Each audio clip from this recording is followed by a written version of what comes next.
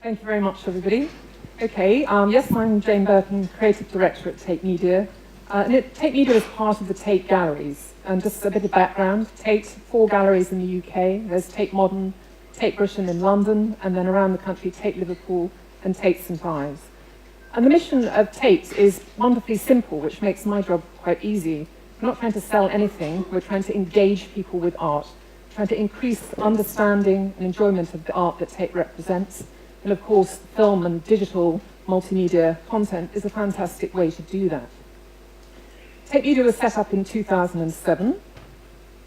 And it was really to take advantage of the democratization of broadcasting, the increasing ubiquity of broadband, internet connectivity, online publishing platforms, editing packages. It gave us the opportunity, basically, to set up our own in-house production team and to begin to start learning how to capture our own content, so we weren't always reliant on TV companies to come in who might make beautiful films but would then take them away, exploit them elsewhere, and we had no real ownership or use of that material.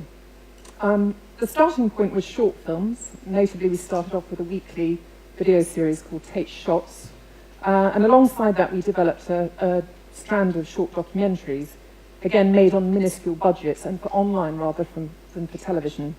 I'll just show you a very short showreel. If it plays, let's see.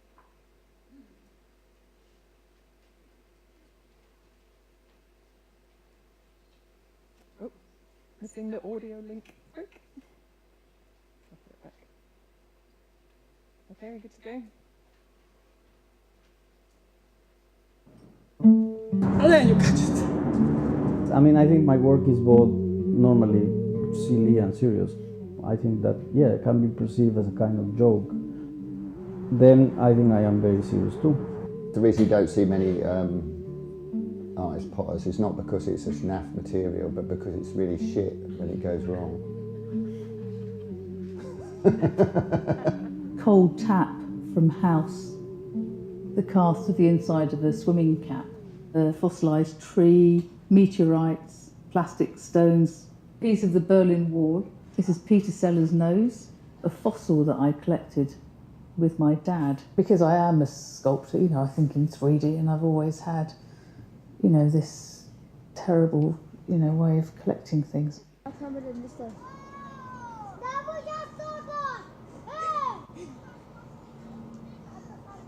I wanted to try and find myself some of the places where Bert may have been, more as a sort of romantic gesture of following in his footsteps rather than a scientific optical process. The city is ringed by these mountains, and in fact sometimes when I'm trying to shoot the views, the only thing I can use to work out where to shoot from is the shape of the ridgeline, because everything between me and the ridgeline is completely altered. People asking me, you know, why are you still living in Poland? Because you are an international artist, you should live, you know, in New York, in Berlin at least. But I never had this. I like the landscape which I know. So these kind of films are made with the long tail in mind, the internet long tail. The intention is that they should be available forever, for everyone, and for free. And it's really a reverse of the usual broadcast television model where things are scheduled, seen a couple of times, and then generally, certainly in the case of most arts films, are lost to the future viewer somewhere in the depths of the archive in a mire of intractable rights and copyright problems. Alongside these kind of documentary films and things that very purely capture what an artist might be doing with Tate, we are interested in the potential of digital to bring audiences and artists together in new ways. And the Future Museum is a place of interaction with art, a place of co-creation and of response, as much as it is a place of contemplation and reflection. And I certainly think we see that very much at Tate Modern, where the audience increasingly expects to participate and to join in some way.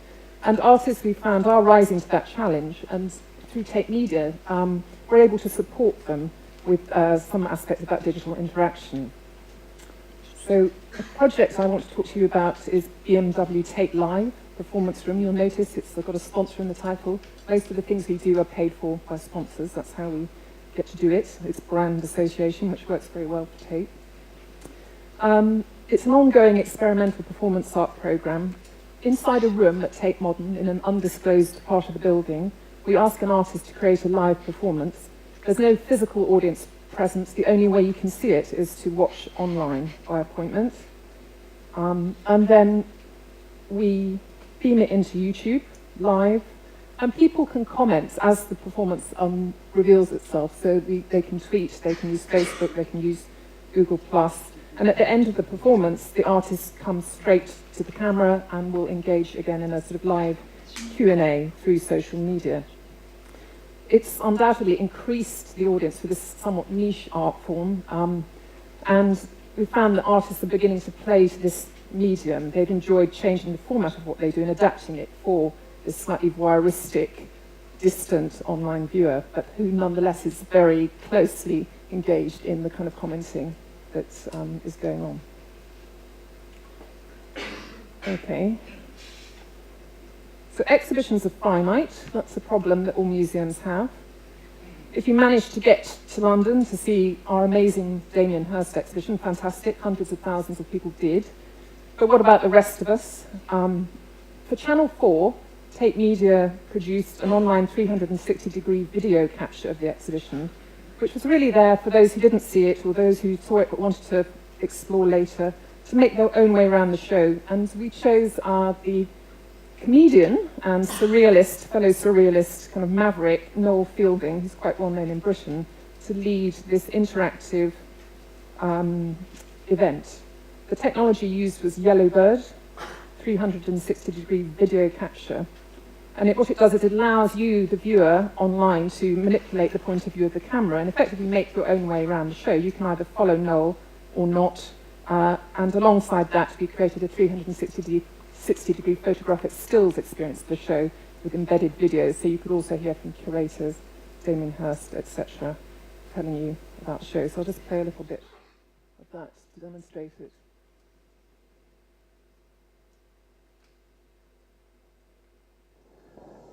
Hi, welcome to the 360 private view. We're here at the Damien Hirst exhibition. It looks absolutely amazing.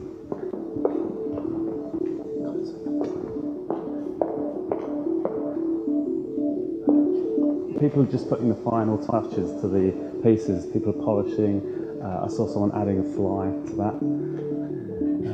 Over here, we've got the medicine cabinets that Damien did quite early on in his career. And there he is. Are you going to be sat there for the whole time? Just checking the When the off my makeup. When the public come in there, you'll just be sat there like that. Wouldn't it be good if we dress up as guards? You just go, that's not like mate. One of the great things about Damien is that he sits in at all of these exhibitions as a guard. So he's just going to be sat there and he'll be able to take in all the feedback. So anyway, over here. This is probably the work that Damien's most famous for. It's the shark, and it looks incredible. I'm just going to circle it as a man would circle a shark. It's the only time you get to circle a shark. Sharks circle you in the ocean, I'm going to circle the shark.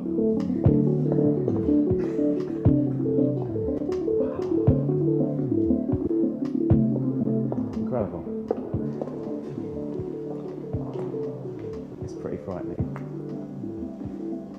If you look right into the mouth, which I guess the only time you're ever going to be able to do that in life is if you're going to die and you're not getting eaten by a shark. So it's amazing. I think kids are going to love this. They're going to be terrified and it's going to be genius.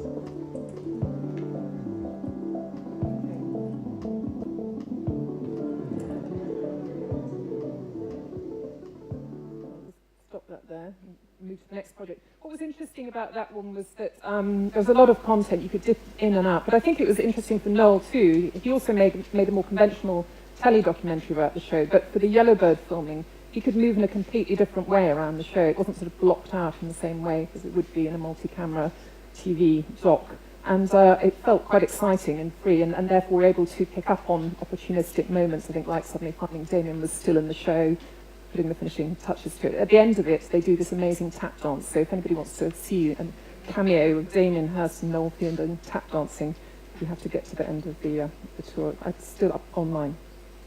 So capturing exhibitions and documentary films and interactive video is one thing, but how do we represent art that no longer exists or can no longer be seen?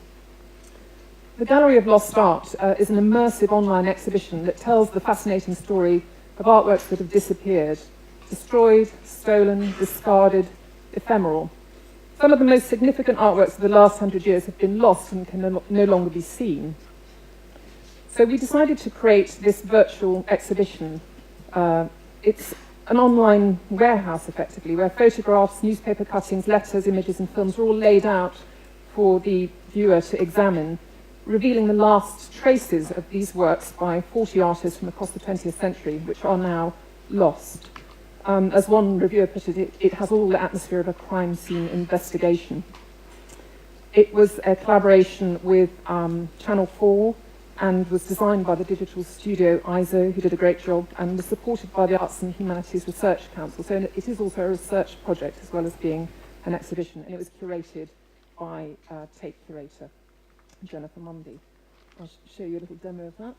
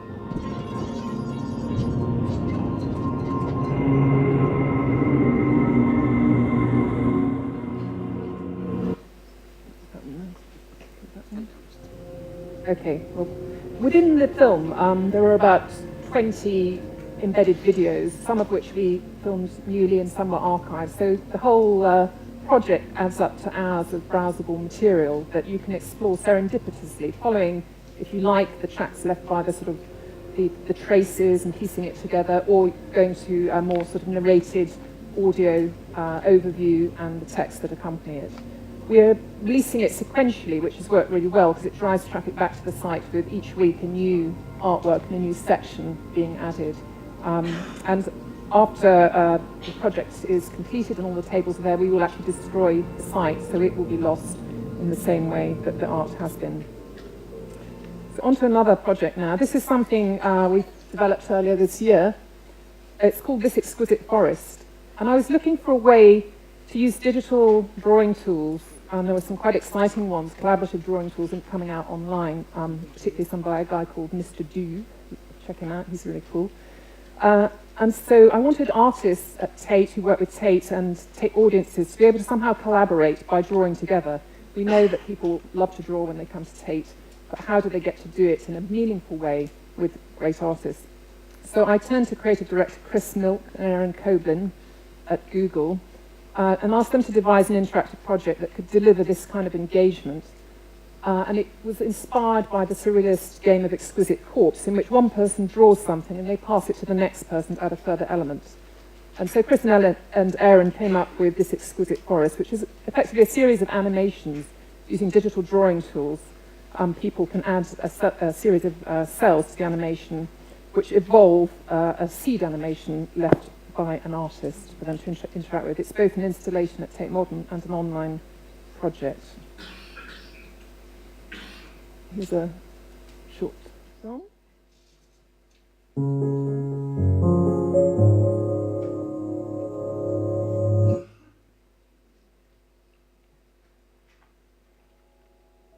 this is a nice platform to play, you know, be creative. This Exquisite Forest is really a collaborative animation platform. It allows people to connect through the internet and create animations together. The project simulates a natural selection process where the strongest, most engaging versions of the story are the ones that ultimately survive and prosper. But it's also an art experiment and an installation at Tate Modern. It's about creative collaboration between artists, Tate audiences, and a wider online community. It was inspired by surrealist exquisite corpse, the idea that somebody draws something or writes a word and then hands it to somebody else to carry on. So it's a process of co-creation. And we wanted to think what would happen if you took that notion and took it into the digital age for a global audience. What we came up with was this idea of these animated trees. Everybody creating an individual animation that branches off of somebody else's to create a forest of amazing stories.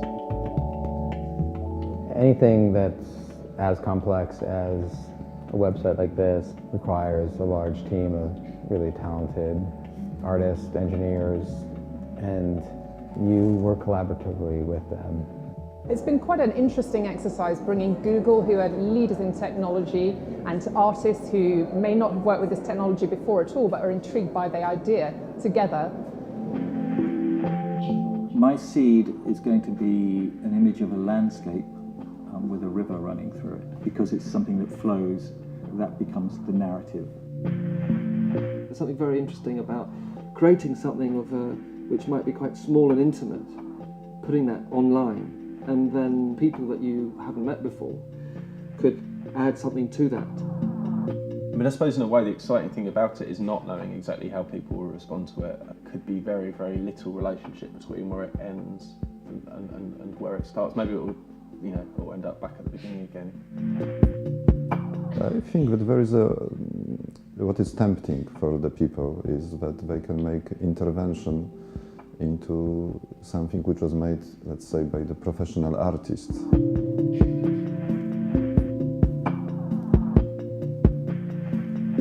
We didn't want to build something that was just specifically for one single purpose. We wanted to build a tool that would allow people to express themselves in a lot of different ways. This is the exciting and intimidating part, is over the next weeks and months we'll get to see how people use this. People can really kind of create anything that they want with it. This is the beginning, and it's an exhibition that's going to evolve. We've planted the seeds, they're beginning to grow, people are beginning to respond to what the artists have created. But over the next 6 months, we're going to see these little saplings turn into a forest, and that's when it's going to get really interesting.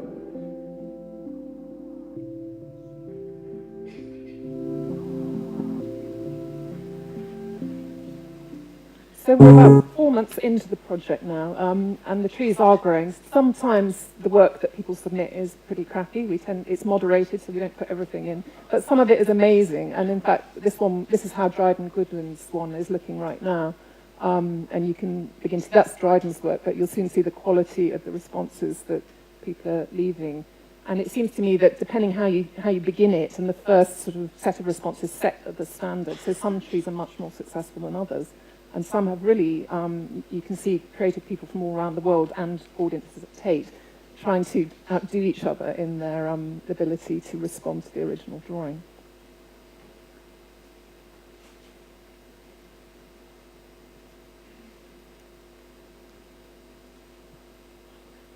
So we've decided to extend it for another few months and see where we get to. But online, there are hundreds of trees, not just the trees created by the artists, because once having contributed to a tree, you can then start your own.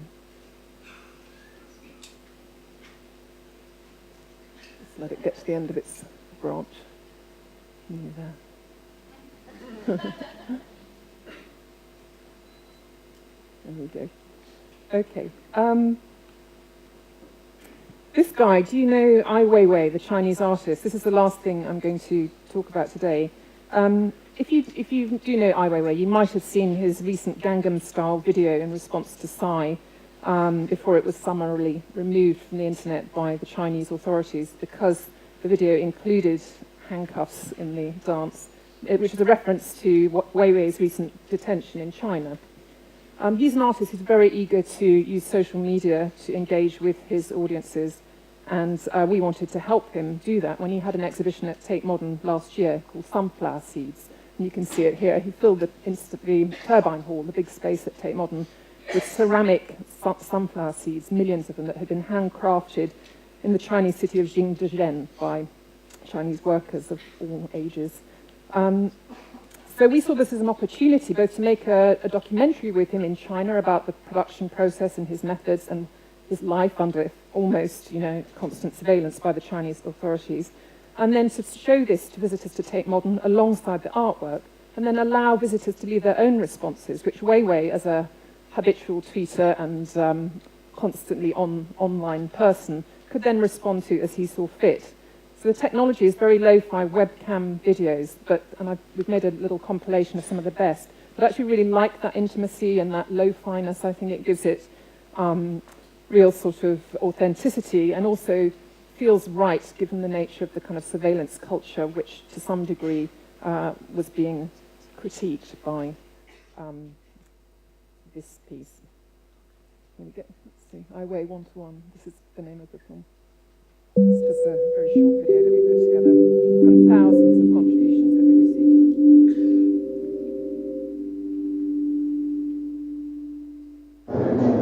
Yo, what do you think to this?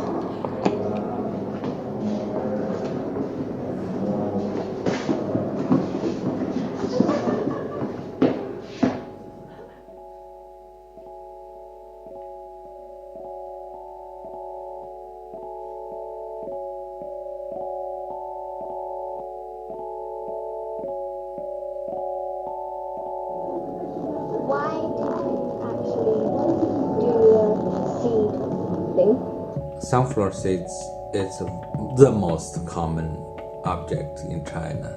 No wonder where you are, or poor, or rich, or remote area, or in the city.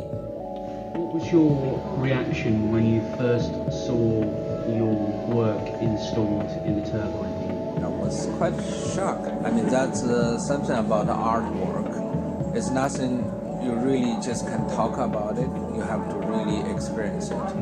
How long did it take to make this?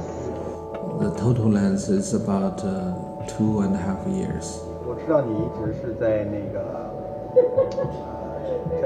在探索你的艺术，我相信在这个过程中你一定有很多孤独的时候。我们常会有孤独或者愤怒，但是我们会看到阳光，会感受到风，会看到其他人的生活的状态。I just wondered if you think that a work like Sunflower Seeds will be exhibited in China in your lifetime. Nobody knows how long this political situation in China will stay, and takes how long for them to change, for them to truly understand the value of creativity. Second, I don't know how long I will live. How does it feel seeing all these people's different responses to your artwork? I think that is the chance for artists to understand the work, even to understand how a work can be expressed and how it has its own life. 花刺在中国代表一种休闲产品，也是一种农产品，然后也有可能是反映的是现实和理想生活中的一个差距。这种解释我觉得是非常有意思的一个解释。Do you consider your sunflower seeds to be one piece of art or 100 million pieces of art? Sunflower seeds is one piece of art which contains 100 million pieces of art. I've created a piece of music to go with the sunflower exhibition. Here we go.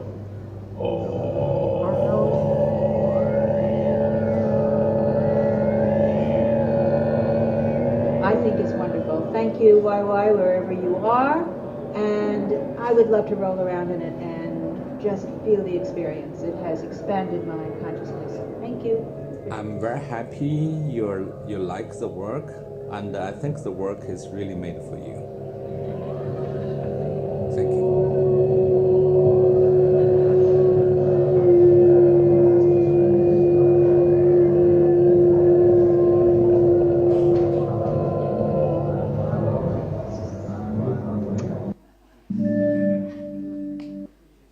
So I think that last piece is just a nice reminder of how much more participatory and collaborative filmmaking can be, certainly with artists like Weiwei who want that kind of participation and audience response. And I still today feel we have quite a big separation between the artistic content proposition, whether that's an artist or a film director, and that sense of collaboration and interaction and conversation. I'm really excited by the opportunities that are emerging to explore this way of integrating the two without devaluing the artistic core, if you like. And I hope in the coming years we will be able to push the boundaries further, and some of the new technologies that we're being shown today, I'm sure, will be coming to Tate Modern in interesting ways that we can't think of, but some artists out there will in the future. Thank you.